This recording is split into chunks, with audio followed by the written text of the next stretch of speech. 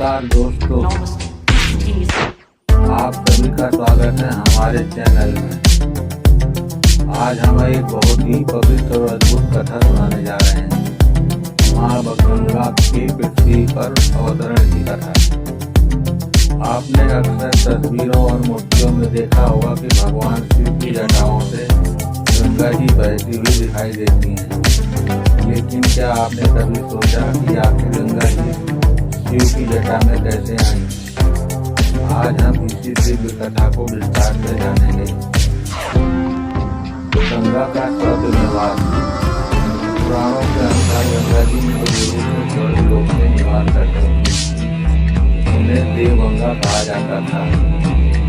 उनकी धारा इतनी तेज और शक्तिशाली थी कि जो पृथ्वी पर उतरती तो पृथ्वी उनका वेग सहन नहीं कर पाती। इसी कारण देवता भी गंगा जी को पृथ्वी पर आने को लेकर चिंतित रहते थे। राजा सागर के और उनके पुत्र बहुत समय पहले अयोध्या के राजा सगर थे। उनके 60,000 पुत्र थे। राजा सगर ने एक बार अश्वमेध यज्ञ का आयोजन किया। इंद्रदेव को ये यज्ञ पसंद नहीं आया, इसलिए उन्होंने यज्ञ का घोड़ा चुरा लिया और उसे कपिल मुनि के आश्रम में बांध दिया।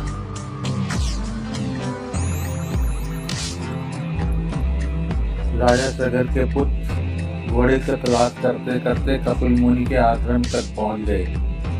उन्हें लगा कि कपिल मुनि ने ही घोड़ा चुराया है। क्रोध में आकर उन्होंने मुनि को अपमान कर दिया। कपिल मुनि तपस्या में लीन थे। जब उनका ध्यान भंग हुआ, उन्होंने आंखें खोली तो उनके तेज से सगर के सभी पुत्र वहीं भस्म हो गए। भगीरथ का संकल्प राजा सगर के वंश में आगे चलकर राजा भगीरथ हुए। उन्हें अपने पूर्वजों की मुक्ति की चिंता थी। ऋषियों ने बताया कि यदि गंगा जी को स्वर्ग से पृथ्वी पर आकर उन राख पर बहेंगी तब उनकी आत्माओं को मुक्ति मिलेगी। ये सुनकर भागीरथ ने गंगा जी को पृथ्वी पर लाने का संकल्प लिया। उन्होंने हजारों वर्षों तक कठोर तपस्या की। आखिरकार उनकी तपस्या से प्रसन्न होकर माँ गंगा प्रकट हुई। गंगा की शर्त।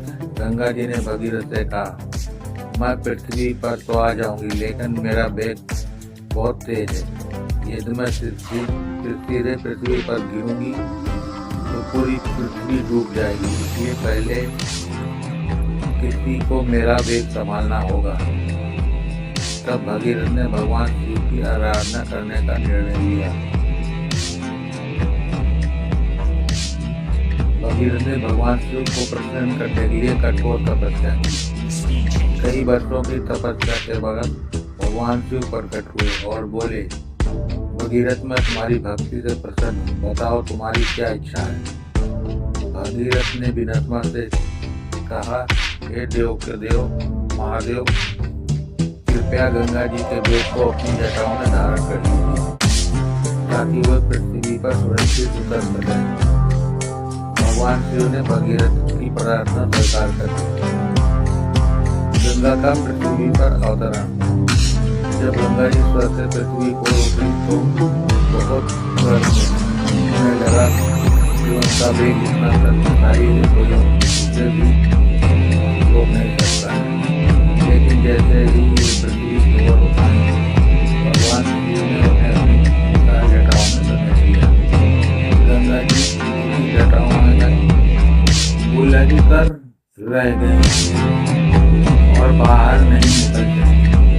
उनका सारा सर्व समाप्त हो गया। गंगा जी को अपनी भूल का एहसास हुआ। उन्होंने भगवान शिव से क्षमा मांगी। तब शिव जी ने अपनी जटाओं से धीरे धीरे एक धारा को पृथ्वी की ओर बहने दिया। इस तरह गंगा जी पृथ्वी पर उतरी और भागीरथ के पीछे पीछे बहती हुई उस स्थान तक पहुंची जहां राजा सगर के पुत्रों का राख पड़ी थी। जैसे ही गंगा जी का जल उन राखों को स्पर्श किया, सगर के सभी पुत्रों को मुक्ति मिल गई। गंगा को मिला नया नाम। क्योंकि गंगा जी को पृथ्वी पर लाने का कार्य राजा भगीरथ ने किया था, इसलिए गंगा को भगीरथी भी कहा जाता है। आज भी जब कोई बहुत कठिन कार्य करता है तो उसे भगीरथी प्रयास कहा जाता है। इस कथा से हमें यह सीख मिलती है,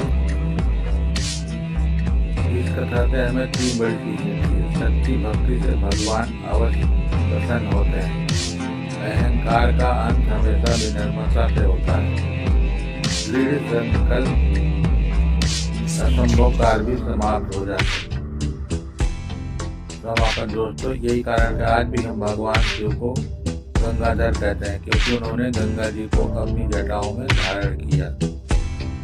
तो भक्तों, ये थी कथा माता गंगा की और शिव भोलेनाथ की। ऐसी और कथा सुनने के लिए हमारे चैनल पर बने रहें और हमारे चैनल को लाइक और सब्सक्राइब जरूर करें। जय मां गंगा, जय